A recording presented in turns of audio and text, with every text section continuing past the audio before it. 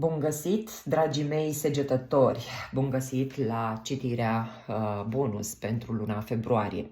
E bine, este o citire generală, așa că vă rog să luați din context doar mesajele cu care rezonați. Dacă vă interesează o citire personalizată sau poate o astrogramă sau interpretarea previziunilor astrologice pentru următoarea perioadă, vă aștept cu drag cu un mesaj la adresa de mail sau de Facebook pe care o găsiți în descrierea videoclipului.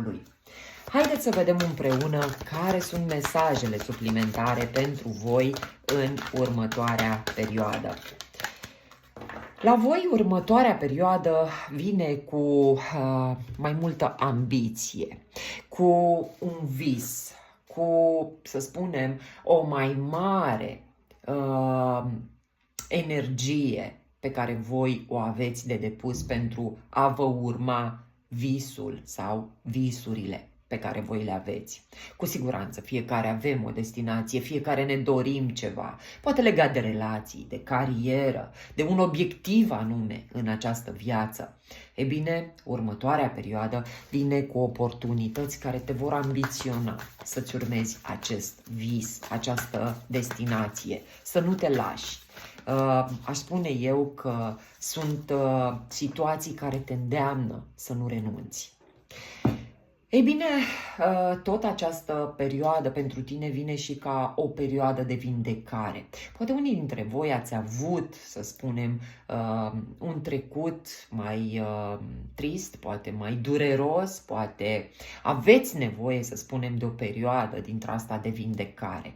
Visul tău și acele momente în care îți dai voie să te visezi în rezultatul deja împlinit, poate fi un moment al vindecării tale.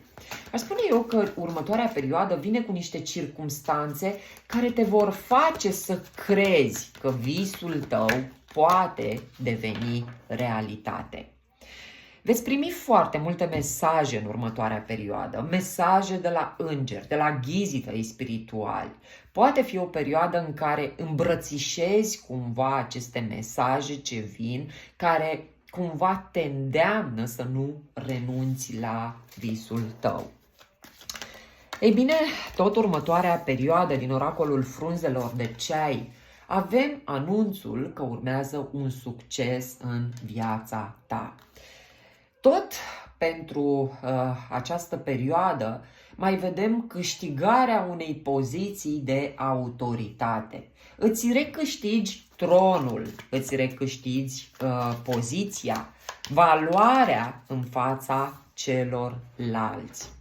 Ei bine, și tot această perioadă ne arată că este o perioadă destul de înceată sau în care lucrurile parcă merg încet, așa, cu pași mici, ca ale unei broscuțe testoase, dar cu siguranță ele te duc către destinație. Încet, dar sigur ajungem la destinație. Frumos mesajul, haideți să vedem ce energii vin să vă susțină în această perioadă și din cărțile de tarot. Mai întâi vom vedea energia generală care poate vine să vă susțină. Ei bine, energia generală, dragilor, pentru voi este 8-ul de cupe.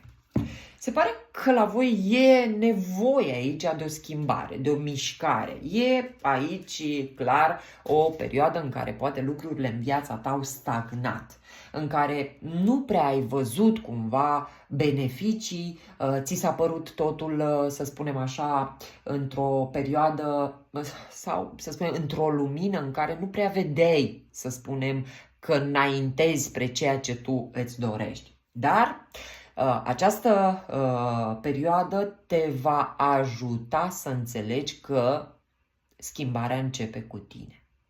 Că e nevoie să te detașezi de ce a fost acolo în trecut și să alegi dacă vrei tu să faci schimbarea, să începi să faci pași spre visul tău. Așa cum am intuit încă de la primul mesaj pentru voi, perioada următoare va aduce circumstanțe care vă vor determina să credeți din nou într-un vis, poate pentru unii pierdut, și vă împing cumva de la spate circumstanțele să începeți să acționați. Asta văd pentru voi în următoarea perioadă. E bine, da, avem aici diavolul. Este pentru mulți dintre voi o perioadă în care vă veți elibera de niște constrângeri, de niște temeri, poate aici lucrurile stagnau tocmai din cauza faptului că erai prins într-o situație toxică, într-o situație din care tu credeai că nu ai cum să ieși. Și, ei bine, cred că ți se vor da, să spunem, hinturi foarte bune care să-ți arate că de fapt e doar o iluzie și că tu poți să pleci de acolo, să te eliberezi. E doar o iluzie mentală că tu nu poți ieși de acolo, că frica te face să stai, că poate credințele tale limitative te opresc să faci schimbarea de care tu ai nevoie. Da, poate vorbim aici de o viață nesănătoasă, de niște adicții, de niște dependențe de oameni, poate de niște oameni toxici care te-au ținut acolo, te-au manipulat, te-au făcut cu capul astfel încât să nu vezi foarte, foarte clar lucrurile, pentru că vedem aici că e o persoană legată la ochi. Vedem cu muncă vei reuși, cu eforturi, să spunem, constante, tu vei reuși. S-ar putea ca în perioada următoare tu să înveți foarte multe lucruri despre tine, despre cum poți să te dezvolți, despre cum poți ajunge la relația dorită, cariera dorită, banii pe care tu ți-i dorești să-i faci. O să fie o perioadă în care vei da mai multă atenție detaliilor. S-ar putea chiar unii dintre voi să vă înscrieți la un curs, la ceva, vă atrag cumva niște lucruri noi care știți că vă pot ajuta și scăpa de o anume capcană în care ați fost prinși până în acest moment. Iată o altă carte a blocajului. Se pare că săgetătorii sunt în punctul în care vor să iau o decizie majoră pentru viața lor. Totuși, vedem aici că e bine că măcar sunt doar două opțiuni. Aveți de ales între două opțiuni. E cumva o inabilitate de a lua o decizie, dar voi știți că e nevoie să vedeți un pic mai clar lucrurile. Aș spune eu că poate mulți dintre voi aveți nevoie de niște informații. Iar cu optul acesta de monede, înțeleg că veți căuta informațiile, veți căuta modalitatea prin care voi vă puteți debloca viața, fie că e viață sentimentală sau viață financiară, nu contează, dar văd aici niște eforturi pe care tu ai să le depui, pentru că devii tot mai conștient sau conștientă că ești într-o capcană, într-un hău, și dacă tot o ții așa, n-ai cum vreodată să se schimbe ceva.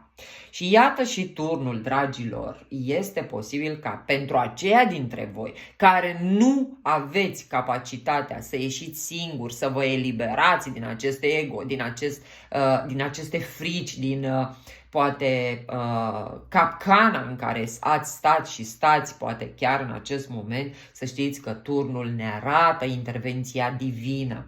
Este o experiență semnificativă care îți va schimba radical viața, care va aduce schimbările de fapt necesare pe care tu poate nu ai fost capabil sau capabilă să le faci. Turnul te aduce într-o situație în care n-ai cum să mai zici că n-ai făcut sau că n-ai știut sau că n-ai putut. Vrei, nu vrei, schimbarea se face, mămică, că n-ai cum să o mai dai la întors când apare turnul.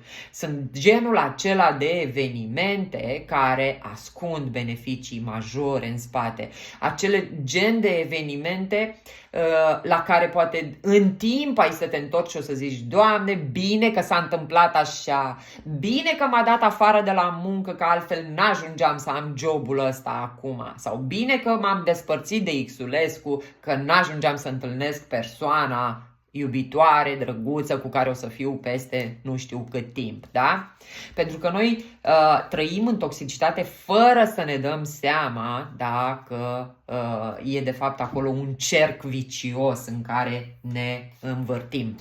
Iar aici renașterea sau judecata, să-i spunem, este vorba de o reînnoire a ta, de o revenire, de o renaștere. Știți cum îmi imaginez aici acel om care a trăit până acum într-o situație în care n-a văzut deloc clar lucrurile pentru că era ca o vrajă, știți, ca în filmele acelea în care oamenii erau vrăjiți și nu vedeau clar lucrurile, și renașterea asta e ca și când ți se ia vălul ăla de pe ochi și îți dai seama în ce ai trăit, lângă cine ai trăit și tot ce ai putut tu să suporți și zici: wow, se poate trăi și așa?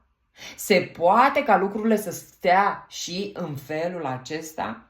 Deci e practic momentul în care îți dai seama clar și foarte hotărât că e timpul să schimbi direcția și că doar tu poți să te vindeci. Doar tu poți să începi această schimbare. E claritatea pe care tu o obții în a-ți obține scopul, în a ști cum să ajungi la destinația ta.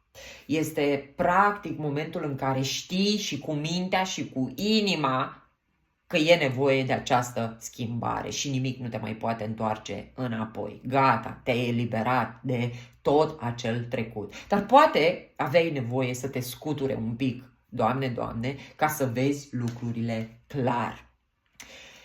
Ei bine, dragilor, mai e nevoie câteodată și de o astfel de situație ca noi să ne putem trezi.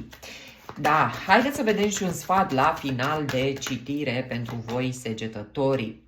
Ei bine, avem cartea stelei. Nu-ți pierde credința. Indiferent ce se întâmplă și cât de dramatice pot părea lucrurile la momentul respectiv, nu uita, nu-ți pierde credința, că totul este spre binele tău și spune clar și răspicat: totul va trece, totul e perfect, exact așa cum e și e pentru binele meu suprem. Este foarte important să știm cum să ne încurajăm în momente critice în viața noastră.